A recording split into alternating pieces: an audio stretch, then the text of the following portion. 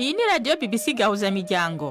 Ivugira i Londres kuri metero 19, 25, 31 na 41 ku mirongo ya FM mu karere k'ibiyaga binini no kuri internet kuri bbcgahuza.com.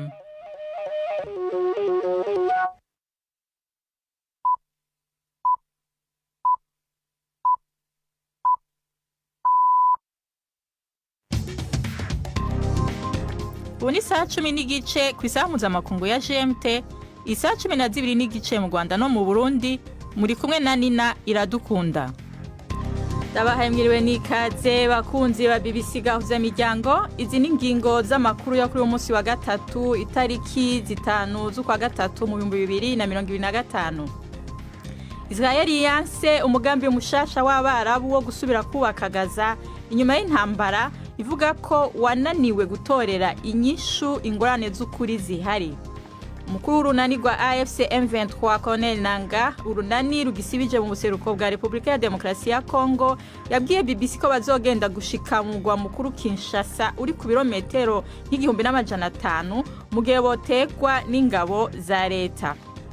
Mu gihe umugabo wo kuvuza imiziki bita DJs usa n'uwahebewe abagabo, Flambert Mupfasoni numwe mu bigeme bakunzwe bakorera uwo mwuga mu gihugu c'Ububirigi.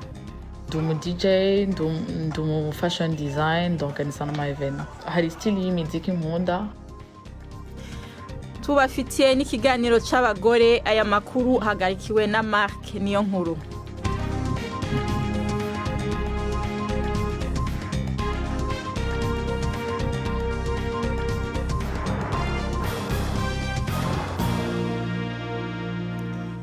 Idoni David byose ni mukanya Prudence Ngiyumvaje kutushikiriza ayavugwa ku isi. Abategetsi muri Leta Zunze Ubumwe za Amerika bemeje amakuru yuko ihagarikwa ry'inkunga ya gisirikare ryatangajwe kuwa mbere na Perezida Donald Trump ririmo no guhagarika gusangira amakuru y'ubutasi na Ukraine. Umuyobozi w'urwego rw'ubutasi CIA John Ratcliffe yabwiye televiziyo muri Leta Zunze Ubumwe za Amerika ko byatewe no gushidikanya kwa Trump kuri Volodymyr Zelensky mu gukomeza ku mugambi w'amahoro uyobowe na Leta Zunze Ubumwe za Amerika. Ni nyuma y'intonganya ziheruka kubera muri White House. Kuva icyo gihe ariko perezida wa Ukraine yateye intambwe zo kugerageza kuzahura uwo mubano, kandi Bwana Ratcliffe yavuze ko icyo cyemezo cyo guhagarika ubufasha ari icy'agateganyo. Ukraine ikoresha amakuru y'ubutasi bwa Amerika mu kuyifasha kwirinda mu rwego rwa gisirikare ndetse no kwibasira ibikorwa by'Uburusiya. Aho muri Leta Zunze Ubumwe za Amerika kandi urukiko rw'ikirenga rwanze ubusabe bw'ubutegetsi bwa Perezida Trump wasabaga guhagarika ubwishyu bw'imiryango itera inkunga mu mahanga ku kazi yamaze gukorera guverinoma. Urukiko rwashimangiye icyemezo cy'urwo ku rwego rw'ibanze rwategetse ko ubwishyu bugera kuri miliyari 2 z'amadolari buhabwa abagize amasezerano n'ibigo by'inkunga muri Minisiteri y'Ububanyi n'Amahanga. Perezida Trump yari yategetse ihagarikwa ry'inkunga yose igenerwa amahanga ku munsi wa mbere afata ubutegetsi muri manda ye ya kabiri. Imiryango itera inkunga ivuga ko ayo mabwiriza yanateye guhagarika ibikorwa by'ikigo cya USAID ku isi yashyize mu kaga imirimo itabara ubuzima bw'abantu. Amakuru ava muri Sudani aravuga ko abantu bagera kuri 70 barimo abagore n'abana biciwe mu gitero cyagabwe ku nkambi y'abantu bakuwe mu byabo. Umutegetsi yabwiye BBC ko inyeshyamba zo mu mutwe wa Rapid Support Forces zateye isoko ryari ryuzuye abantu mu nkambi ya Abu Shuk yari hafi ya El Fasher mu ntara ya Darfur ejo hashize kuwa kabiri nimugoroba. Inkuru ya Richard Kago uri Nairobi muragizwaho na Prime Ndikomagenge. Ico gitero ku isoko nkuru ya Abu Shuk cabaye mu gihe hari uruja n'uruza rwinshi cyane. Ni mu gihe c'amafungo ya Ramazan, abantu bari hanze gusoma kugira baje gutegura ifutari. Umutegetsi wo mu gisata c'amagara y'abantu yagendeye ibitaro bigisigaye bikora muri El Fasher yabwiye BBC yuko ibintu byari bibi cyane. Yavuze ko hari abantu bakomeretse kuva ku bababaye buke gushika ku bari basinzikaye bakomerekejwe n'ibisasu vya muzinga. Iyo kambi irimwo abantu barenga 500 bateshejwe izabo, kandi ikaba yatangajwe ko iri mu turere tugeramiwe n'inzara. Muri Sudani abantu barenga miliyoni 12 barahunze kuva intambara yadutse haraheze hafi imyaka 2. perezida wa sudani y'amajyepfo we Salva Kiir avuga ko igihugu kitazasubira mu ntambara kabone n'ubwo afitanye umubano udakomeye na visi perezida we Riek Machar. Inzego z'umutekano zataye muri yombi umuminisitiri n'abasirikare bo ku rwego rwo hejuru babonwa nk'abambari ba Bwana Machar. Inzu ye kandi yakikijwe n'abasirikare. Nta mpamvu yatanzwe ku ifungwa ry'aba bantu kandi nta n'ubwo perezida Kiir yigeze asobanura uri gutera inkeke z'amasezerano y'amahoro yagezweho mu mwaka wa 2015. Ariko umutwe witwaje intwaro wigeze kurwanira ku ruhande rwa Machar wafashe ubugenzuzi bw'umujyi uri mu majyaruguru y'igihugu nyuma yo guhangana n'ingabo za guverinoma. Komiseri ushinzwe urwego rw'inganda mu muryango w'ubumwe bw'ibihugu by'Uburayi yatanze impuruza ko inganda z'imodoka mu Burayi zugarijwe n'icyo yise ingorane rwishi. Stéphane Séjourné yabivuze aganira n'ibiro ntaramakuru byo mu Bufaransa AFP mbere yo gutangiza umugambi ugamije kurinda uru rwego rw'imodoka. Inkuru ya Dani Abahad muri biva mu ijwi rya Ferenga Kwaye. Icyicaro gikuru cy'igisata cy'inganda zikora amamodoka ku mugabane w'Uburayi kiri guhura n'ibibazo by'ingutu. Ku modoka zikoresha amashanyarazi hari ipiganwa rikomeye riri kuva mu Bushinwa ariko hari n'iriri kuva muri Amerika. Abanyenganda bo mu Burayi bahanganye n'ikibazo cy'ibiciro bihanitse byo kuvugurura inganda hamwe n'imishahara ihanitse. Hakaza rero n'ikindi kibazo gihanitse cy'intambara y'imisoro kiri kuvuza ubuhuha hagati y'Ubushinwa na Amerika. Umukomiseri wo mu muryango w'ubumwe bw'Uburayi Séjourné yavuze yuko ari ibihe bikomeye. Yasabye ko habaho ingamba zo kwikingira zirimo itegeko rivuga ko imodoka zikoresha amashanyarazi zizajya zigurishwa mu muryango w'ubumwe bw'Uburayi, ngo bimwe mu byazikoze bigomba kuba byaravuye ku mugabane w'Uburayi. Uburayi kandi bufite umugambi wo gutegeka amasosiyete yaho kuzajya akoresha imodoka zikoresha amashanyarazi. Ari amakuru ya BBC. Bangladesh iravuga ko umuryango w'abibumbye wayimenyesheje ko imfashanyo y'ibiryo ya buri kwezi igenewe impunzi z'abarohinja izagabanywa ku rugero rurenga 50% mu kwezi gutaha nyuma yo kunanirwa kubona abaterankunga.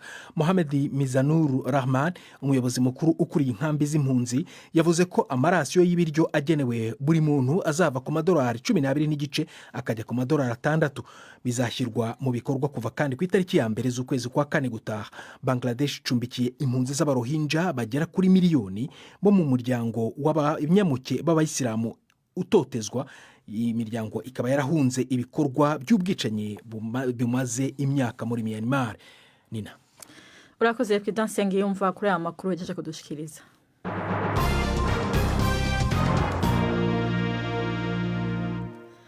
Amakuru yacu rero tuyahere mu burasirazuba bwo hagati.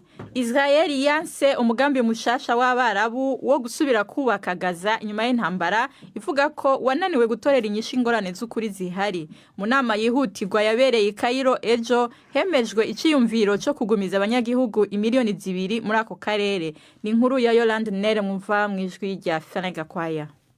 Abayobozi b'Abarabu bari gushaka inkunga y'umuryango mpuzamahanga ku cyerekezo bafitiye Gaza. Icyo cyerekezo cyabo kigamije guhangana n'umugambi wa Perezida Trump wo gukura abaturage Gaza maze bakahagera ahantu h'ubukerarugendo. Barifuza yuko ako gace kasinzikaye kazongera kubakwa mbere y'umwaka wa 2030 ku giciro cy'amafaranga yo mu Bwongereza amapaundi agera kuri miliyaridi 40. Muri uwo mugambi ngo Hamasi yaha ubutegetsi akanama k'inzobere kigenga maze nyuma bukazahabwa ubuyobozi bw'abanyepalestine buvuguruye. Umuvugizi w'ubushikiranganji bw'imibano n'amahanga bwa Israeli yavuze yuko ibyo bitekerezo byavuye mu migambi yataye igihe. Iyo yari inkuru ya Yolande Nere mwako mwumva mu ijwi rya Ferenga Kwaya. Ubu naho tuje mu karere k'ibiyaga binini. Umukuru w'urunani rwa AFC M23 Corneille Nangaa, urunani rugisibije mu buseruko bwa Repubulika ya Demokarasi ya Kongo, yabwiye BBC ko bazogenda gushika mu mugwa mukuru Kinshasa uri ku birometero nk'igihumbi n'amajana 5 mu gihe botekwa n'ingabo za leta. Nangaa arongoye urunani rurimwo umugwi wa M23 avuga ko we n'umugwi wiwe arabatabazi bagwana bivuna leta ya Kinshasa. Nkuko leta zunze ubumwe za Amerika n'ishiramwe mpuzamakungu ONU bibivuga, M23 ishigikiwe n'igihugu kibanye cy'u Rwanda, umugwi ubu ugenzura Goma na Bukavu, ibisagara bibiri bikomeye bikungahaye ku mabuye y'agaciro mu gace ko mu buseruko. U Rwanda rurahakana ko rushigikiye M23. ONU ivuga ko abantu baba hafi 3,000 bapfuye mu ntambara yo gufata igisagara ca Goma mu mpera z'ukwezi kwa mbere. Mugenzi wacu Orla Guerin yaravuganye na Bwana Nanga Igoma, yatanguye amubaza ku bijanye n'ibitigiri by'abapfuye vyatanzwe na ONU. Abo bantu 3,000 ntabona bonye. Urazi Goma ni gisagara gitoya. Ndazi ko habaye intambara muri Goma, ariko biratangaje kumva mu gisagara nka Goma ngo harishwa abantu 3,000. Sinzi. Ariko nta miryango mbona igandaye. Ariko hari imiryango yagiye gutora ibiziga by'abayo mu buruhukiro. Kandi uravye ngene abanyagihugu batwakiriye ni gitangaza. Byumvikane neza. Ushaka kuvuga yuko abo bantu 3,000 batishwe? Oya, uko nukubesha. Mufise imigambi yo kuguma mwigigwa imbere mukigarurira n'utundi turere? Ivyo biva kuri Kinshasa. Igihe cyose bazodutera tuzokwivuna. Muvuga rero yuko muzokwivuna ari uko mutewe gusa? Turivuna tukongera tukigiza inyuma igishobora kutugeramira. Ariko mwaravuze kandi yuko muzokomeza gushika Kinshasa? Niba ikitugeramiye kiri Kinshasa tuzojayo. Mufitanye imigenderanire yihe n'u Rwanda? Abahinga ba ONU bavuga yuko gwarungitse abasirikari 4,000 ko gwigisha rugaha ibigwanisho M23 ko ari go rufashe ibintu mu mino. Nta na kimwe nzi ku Rwanda. Niba bavuga yuko hari abarwanyi barwo 4,000 sinzi ndabona. Ariko dufise ikibazo na Kongo. Jewe ndi umunyekongo. Nemeza ko ikibazo kitazotorerwa umuti n'ibindi bihugu, ahubwo n'abanyekongo ubwabo. Ushaka kuvuga yuko atangabo z'u Rwanda ziri muri Kongo kandi ko atana hamwe muhuriye n'u Rwanda? Kuvuga ko atana hamwe duhuriye n'u Rwanda noba ndiko ndabesha. Urabona urubibe? Ntushobora kuba Igoma atar Rwanda. Kandi u Rwanda ntirushobora kubaho atagoma. Rero nta mfashanyo y'u Rwanda muronka? Jewe nta mfashanyo ya gisirikare mbona. Nubwo hari ivyemeza vy'amasanamu y'ingabo z'u Rwanda ngaha muri Kongo, uvuga yuko ataba hari kandi yuko mutari kumwe ku rugamba. Bashobora kuba bafise ivyemeza vyabo. Jewe ivyo vyemeza ntavyo mfise. Dufise imvo zacu zigituma turwana. Kandi ntimufashwa n'u Rwanda? Jewe ivy'u Rwanda ntavyo nzi. Sindi umunyarwanda. Hari umugambi wo gufatanya ubuseruko bwa Kongo n'u Rwanda? Haba namba. Tuguma turi abanyekongo kandi Kongo izoguma ari igihugu kimwe. Gucamwe ibice ntibiri muri gahunda yacu na gato. Amashirahamwe haranira uburenganzira bwa zina muntu muri iyi myaka yaragirije amabi atandukanye arimo kurasa ibisasu biremereye, gusambanya ku nguvu ikivunga, kwica abasivile, avuga yuko yakozwe n'abagwanyi ba M23 kandi barayatohoje. Ubivuga kwiki? Ivyo vyegeranyo ntavyo nabonye. Sinovuga ku bintu ntasomye. Ivyo bivugwa ntibiguhagaritse umutima? Oya. Jewe ntavyo ndigera nsoma. Kandi natwe turiko turandika icegeranyo cacu kuri ivyo bibazo vyose. Abantu bose nka ONU, Croix Rouge, Amnesty canke Human Rights Watch bavuga ko M23 ikora mabi. Ivyo ntushobora kubiraba? Sinibaza ko aribo bantu bakwiye kwandika ivyegeranyo kuri iki gihugu. Ivyo vyegeranyo navyo ariko ivyo vyegeranyo bimaze imyaka bikorwa. Kuki utabisoma gushika ubu? Nta kimwe nzogisoma. No kurungikira vyinshi? Ndagusavye. Nzoheza nshime. Urashaka kuba umukuru wa Kongo? Iyo siyo ntego yacu. Ico turondera no kurwanya ibiturire. Turwana kuko hari abanyagihugu bakwa ubwenegihugu bwabo. Iyo niyo mvu. Niturondera kuba umukuru w'igihugu. Iyo ya inkuru ya Orla Guerin yariko avugana na Corneille Nanga, umukuru w'urunani AFC M23. ubu ni saa 10:44 muri studio za BBC i London, ni saa 10:44 nyene mu Rwanda no mu Burundi. Aya makuru murayumva kuri radio Humuriza FM mu Burundi, kuri Kisoro FM bumanuko bwa Uganda, ku rubuga rwacu rwa internet ariko bbcgahuza.com no kuri Facebook live. Amakuru yacu arabandanya nyuma y'akaruhuko gato.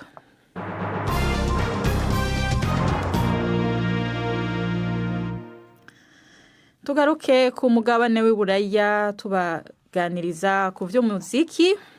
Mu gihe umwuga wo kuvuza imiziki bita DJs usa n'uwahebewe abagabo, Flambert Mupfasoni numwe mu bigeme bakunzwe bakorera uwo mwuga mu gihugu cy'Ububirigi. Flambert ari mu bakurikiranwa cyane ku mbuga hwaniro, akaba afise n'umugambi wo gushinga ishuri ryigisha abakobwa bakiri bato umwuga wo kuvanga imiziki mu Burundi no mu Rwanda. Mugenzi wacu Alain Majesté Barenga ari mu Bubirigi yamusanze havugiriza imiziki, adutegurira inkuru ikurikira.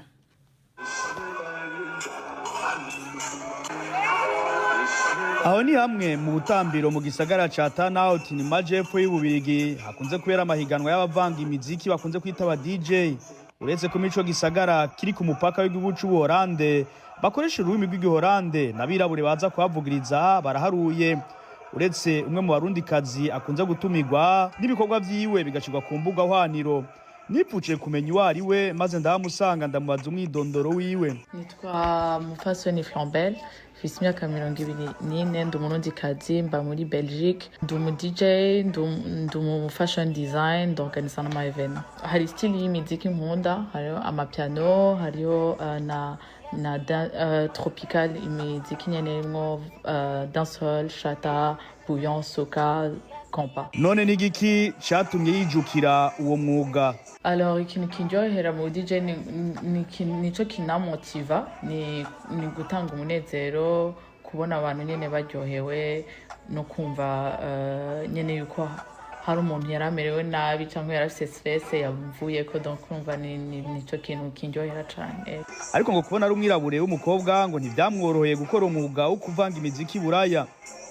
Biragoye cyane, biragoye non seulement ko haba harimo na racisme ngaha surtout muri mu Birigi, harimo na minorité yuko nyene uri umukobwa yuko udashobora kwidefenda, ndi fier yuko icondi ndi umukobwa w'umwirabure kazi. Sinibaza yuko ari obstacle kuri jewe kubana ndi umwirabure kazi, ariko kera il y a 2-3 ans byari bigoye cyane. Nico gituma ntama exemple tufise nta bakuru bacu abantu bakoze ibintu nk'ivyo turiko turakora dushobora kwinspira ko ihari kora ntivyashkunda karema. Flambert Mupfasoni atera kama abandi bakobwa kurinda kuko atamwuga wahebewe abagabo. Nayo mu kazi kiwe kuva umwaka utangura mu 2025 amaze gutumirwa kuvuza mu biteramo birenga 7 mu bihugu 5 bya Buraya. Akaba yatubwiye ko ategekanya gushinga ishuri ryigisha kuvanga imiziki abana b'abakobwa bakiri bato mu bihugu by'u Rwanda n'u Burundi imbere y'uko umwaka urangira.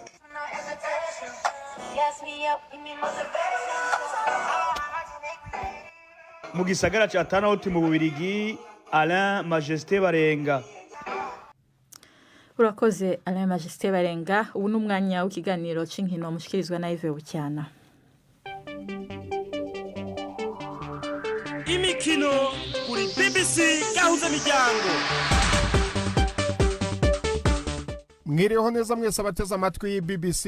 Ay'imikino nyahere mu Rwanda mu mupira w'amaguru, ikipe y'igihugu Amavubi ifite umutoza mushya, uwo ni Adel Amrouche, umunyarigeria ufite ubwenegihugu bw'Ububirigi. No umutoza ufite ubunararibonye mu mupira w'amaguru, yatoje ikipe Intamba mu Rugamba y'u Burundi kuva 2007 kugera 2012. Yanatoje ikipe y'igihugu ya Kenya Harambee Stars ndetse n'iya Tanzania Taifa Stars. Adel Amrouche agiye gutoza u Rwanda mu gihe habura iminsi mike ngo Amavubi akine imikino yo gushaka itike y'igikombe cy'isi, umukino u Rwanda ruzakina na Nigeria tariki 17 z'uku kwezi ndetse na Lesotho tariki 24. Imikino yose ikazabera i Kigali. mu Rwanda kandi hari gukinwa imikino yo kwishyura ya kimwe cya kane mu gikombe cy'amahoro. Ejo ikipe ya Mukura yasezereye Amagaju kuri za penaliti 3-2 nyuma y'uko Mukura itsinze 2-0 mu mukino wo kwishyura. Mu mukino ubanza nayo yari yakubiswe 2-0. Ejo kuwa kane APR FC izahura na Gasogi. Umukino ubanza APR FC yari ifite igitego 1-0, naho Rayon Sport ikazakina na Gorilla. Umukino ubanza amakipe yombi yanganyije ibitego 2-2.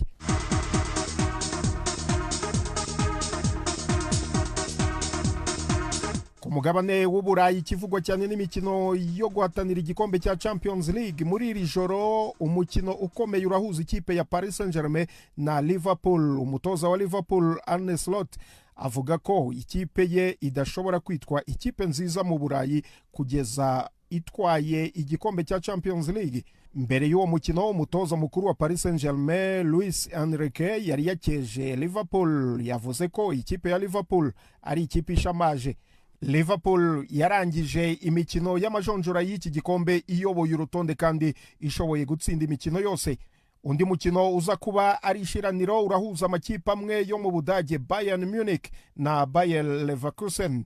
Ni ku nshuro ya mbere aya makipe agiye guhura mu marushanwa akomeye yo mu Burayi. Gusa Bayern Munich yigeze guhura na mukeba wayo wo mu Budage Borussia Dortmund muri Champions League ku mukino wa nyuma wa 2012-2013. Bayern Munich itsinda 2-1. Kuva umutoza Xabi Alonso yatangira gutoza ikipe ya Bayer Leverkusen ntabwo yari yatsindwa mu mikino 6 yakiniye na Bayern Munich mu marushanwa yose. Indi mikino Barcelona irajya kwa Benfica mu gihe Inter Milan ihura na Feyenoord Rotterdam yo mu Buholandi. Mu mikino yarayibaye ikipe ya Arsenal yabaye ya mbere mu mateka ya Champions League yatsindiye ibitego 7 hanze ubwo yanyagiraga PSV Eindhoven ibitego 7-1 mu mukino ubanza wa kimwe cya 16. Ayo niyo y'imikino nabahitiyemo uyu munsi. Gendi Yves Bucyana. BBC gahuza miryango muri Afrika no kwisi yose.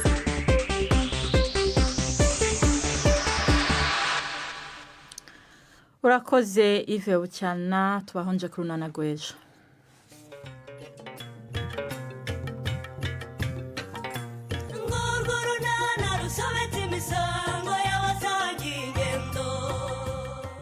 Mu kiganiro Runana cyo kuri wa kane twabateguriye gusa nyine yabanje gusa n'uwizigiza ambwira ngo si nkivune ngo si ngombwa cyane ko nawe azi guteka, ariko nyine birangira biriye da.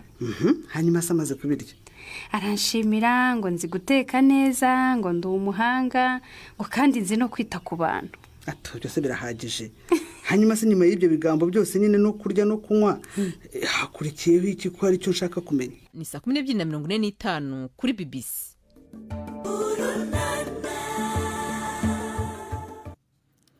Ubu naho duha ijambo Yvette Kabatesi mu kiganiro c'abagore. Uno munsi cibanda ku mukobwa agendana ubumuga bwo kutumva no kutavuga akora umwuga wo gucapa.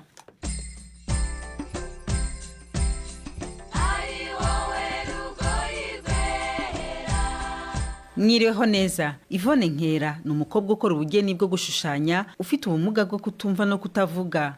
Nyuma y'imyaka itari mike atangiye uyu myuga, ubu Yvonne ariho aramurika ibikorwa bye mu buryo bw'umwihariko ku nshuro ya mbere. Naramusuye ahariho akorera iryo murika. Cyakora kuko atabasha kuvuga yaranyibwiye gusa mu ijwi rye uko ashoboye. Ariko ibitekerezo bye turaza gukomeza tubyumva mu ijwi rya Krista Uwase, umunyabugeni nawe ushushanya, ari nawe wafashije Yvonne muri iki gikorwa bari bamaze amezi 4 bategura. Ego. Yitwa Yvonne Nkera. Akora ubugeni niko kazi ke. Arashushanya. Uraho Uwase. Muraho neza. Rero ni wowe dusanze ufasha Yvonne ibihangano bye. Ndabona ibishushanyo byinshi, ibi byose rero niwe yabikoze. Yego niwe yabikoze, ni ibihangano 16. Ndabona ibintu bitandukanye. Yibanda navuga ngo gushushanya ubuhe buhanga akoresha. Akoresha amarange mu kugaragaza ibitekerezo bye n'ubutumwa ashaka kugeza ku bantu. Akaba ari amarange twita acrylic. yarasanzwe abizi cyangwa ni ibintu bisha kuri we? yari asanzwe abizi ariko akeneye ubufasha, akeneye inzira, akeneye umuntu umwereka neza ibyo abantu bakunda, ibigurishwa, mbese ibihangano binoze bikoze neza. Kandi nawe ubwe yatwisabiye ubufasha, ni uko igihe kiragera nyine turamufasha. Ibi bihangano rero 16 n'ubwa mbere yakoze imurika n'irya mbere. Yigeze kumurika n'abandi bakobwa ariko iri ni imurika rye rya mbere, kandi nawe urabibona ko yishimye. Urishimye?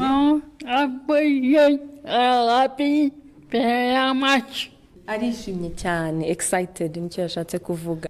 Hanyuma rero ubutumwa yashatse gutanga muri ibi bihangano bye yibandaho n'ubuhe? Buri gihangano gifite inkuru. Urugero hari igihangano kivuga ku rurimi rw'amarenga ari byo bita sign language. Ni ikihe muri ibi? Kiriya kiri hariya. Tucyegere? Yego. Hashatse kuvuga ku rurimi rw'amarenga ko twese dukeneye kurwiga kuko n'undi muntu wese rwamufasha, fasha abarwayi badafite imbaraga zo kuvuga. Afite n'ikindi gihangano kivuga ngo abantu bafite ubumuga babayeho nk'aho bari muri prison, ari cyo iki ngiki kigaragaza umuntu usa nkaho ari inyuma iriya miryango ya gereza. Yashatse kuvuga ko abantu bafite ubumuga baba baraheze ahantu bahejwe bitewe n'abandi, kandi akibutsa n'abantu ko mu gihe kibiza nta muntu bibuka, ariko we yibanda no ku bumuga bwe nk'umuntu utumva. Urugero ushaka gusanga bari gutangaza bavuga bati hari ibiza hari iki, ariko bo ntihagire umuntu ubabwira kubera ko bo ntibumva, ntibanavuga benshi, ugasanga rero ubwo butumwa burabacitse. Rero aratugira inama dukangurira ati nitubibuke tunabashyire muri izo ngamba mu gihe bari kurwanya ibiza, batekereze no ku bantu bafite ubumuga. Hanyuma rero nka Ivona ku giti cye ibi bibazo nyine agenda agaragaza mu butumwa bwo gushushanya, hari ikihariye yahuye nacyo? Njyewe urugero ikintu nibone n'amaso yanjye ku kibazo cy'ibiza, ntabwo ari ibiza nyabiza biremereye. Iyo hari umuyaga, wa undi umuyaga ushobora gusenya, ntabwo aba abyumva kandi ashobora kutabibona kubera ko aba arimo gukora, bikaba ngombwa ko mwibutsa. Ariko se wenda wowe byarakoroheye kumufasha mu by'ukuri? Ntabwo byari byoroshye mbere, ntabwo nabasha kumvikana nawe, ariko ndavuga nti buriya impamvu tutumva nuko tudashaka gutega amatwi, kumva ukoresheje umutima n'ubwenge. Nyuma amarenga uko nari narizeho duke, turagaruka tubasha kuvugana, akajya nyigisha, ubwo tukajya twandika, nuko twagiye dukorana, noneho ibintu byose bitangira kujya ku murongo. Hama rero hari ubwo yigeze ajya mu ishuri kwiga ibi bintu byo gushushanya? Yego, yagiye kwiga, yize muri kaminuza zitandukanye, hari muri Amerika, hari n'andi mashuri mu Bwongereza. Amaze kuva muri Amerika asubiye i Bugande, yafite abarimu be babiri bongeye kumwigisha ubugeni amaze kugaruka. Watubwira imyaka yaramaze atabikora kandi yarabyize? Yakomeje gukora, ntago yigeze abihagarika, ariko adafite ubushobozi n'intege nkeya. Ariko ubu ngubu mu myaka ingi ishize nk'itatu ine nibwo yatangiye gukora cyane. Rero hari ibyo agurisha muri ibi bihangano bye biramutunze? Ibya mbere ntabwo byabashije kumutunga kubera ko bitari bimeze neza, ubona hari akantu bibura, ariko ubu ngubu gahunda ni ukugurisha, kandi hari ibyo twamaze kugurisha bibiri, abantu barabikunze. Ubu wamutubwirira Ivona arishimye kuba nyuma y'icyo gihe cyose ari ubwa mbere akoze imurika rigaragara?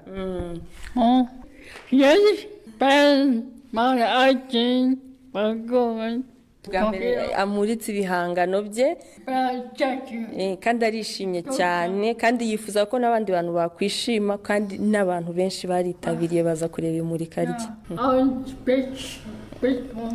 Yvonne Nkera, umukobwa ufite ubumuga bwo kutumva no kutavuga, ukora umwuga wo gushushanya. Twamwumvaga rero mu ijwi rya Krista Uwase wamufashije gutegura imurikagurisha. Akaba ari naha dusoreje. Muramuke neza. Barakoze Yvette nabo bariko baraganira. Imbere yo kubasezera ndabibutse ko Israel yanse umugambi umushasha w'Abarabu wo gusubira kubaka Gaza inyuma y'intambara, ivuga ko wananiwe gutorera inyishu ingorane z'ukuri zihari. umukuru w'urunani rwa AFC M23 Corneille Nangaa urunani rugisibije mu museruko bwa Repubulika ya Demokarasi ya Kongo yabwiye BBC ko bazogenda gushika mu mugwa mukuru Kinshasa uri ku birometero nk'igihumbi n'amajana 5 mu gihe botegwa n'ingabo za leta. Amakuru y'uno munsi ragarukiye ngaha mwashikirijwe na Nina Iradukunda yarahagarariwe na Mark niyo nkuru mu buhinga bw'ivyuma twafashijwe na Pat. Mwakoze kudutega yompi na Gahwane.